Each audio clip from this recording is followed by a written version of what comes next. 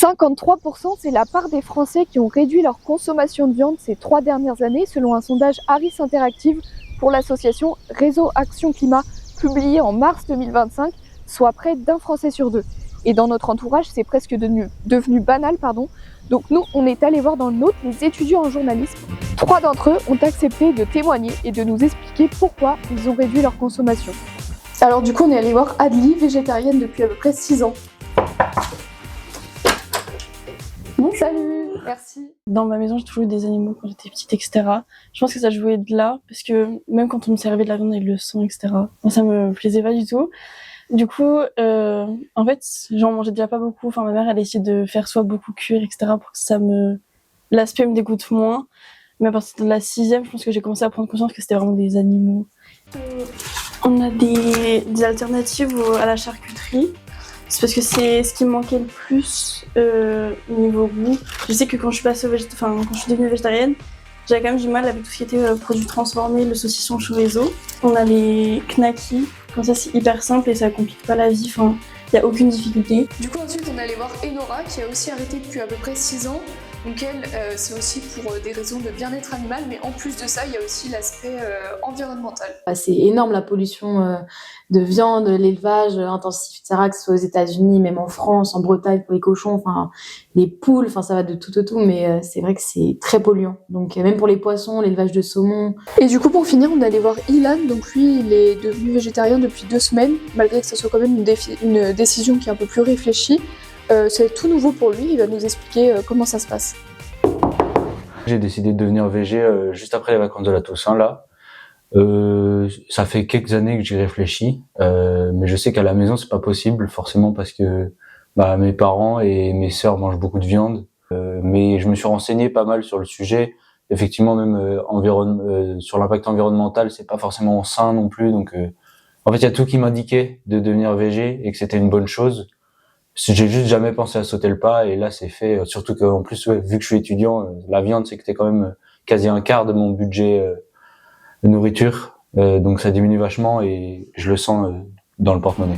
Comme on vient de le voir, les raisons sont multiples et elles se retrouvent dans le sondage d'Harris. Les raisons économiques arrivent en tête, 52% des personnes qui mangent moins de viande avancent l'argument du prix. Ensuite c'est la santé, 38%. Ensuite les raisons environnementales, 35%. Et enfin, la cause animale, 33%. Si on compare avec les autres pays, la France se situe plutôt dans la moyenne haute. Comme dans la plupart des pays riches, les Français consomment environ 2 fois plus de protéines animales que la moyenne mondiale. Et quand on regarde les chiffres, les écarts sont frappants. La Chine dépasse les 65 kg de viande par habitant et par an, alors que l'Inde n'en consomme qu'à peine 5. Aux États-Unis, on monte environ à 123 kg par personne, et c'est autour de 112 kg en Australie. En France, on est à 83,5 kg par habitant en 2023 et contrairement à ces pays très consommateurs, la tendance repart légèrement à la baisse, moins 1,4% sur un an, soit 1,7% par habitant. Mais dans la réalité, est-ce que les Français mangent vraiment moins de viande et surtout, est-ce que c'est une bonne chose? On a posé la question à des spécialistes.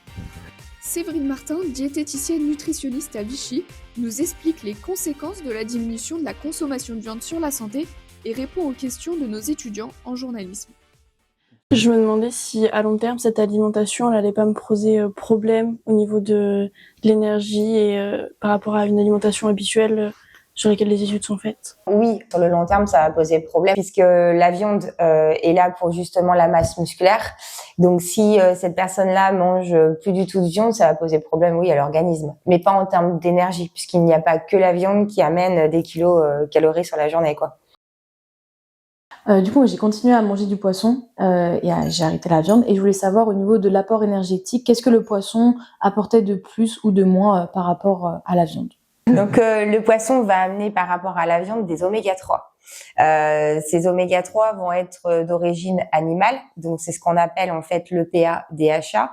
Donc c'est la forme moléculaire de l'oméga 3 sous la forme animale. Et qu'est-ce que ça va amener de plus? Les protéines encore nécessaires pour la masse musculaire, en plus de ces oméga 3. Mais attention, les oméga 3 ne sont pas dans tous les poissons, c'est majoritairement dans les poissons les plus gras.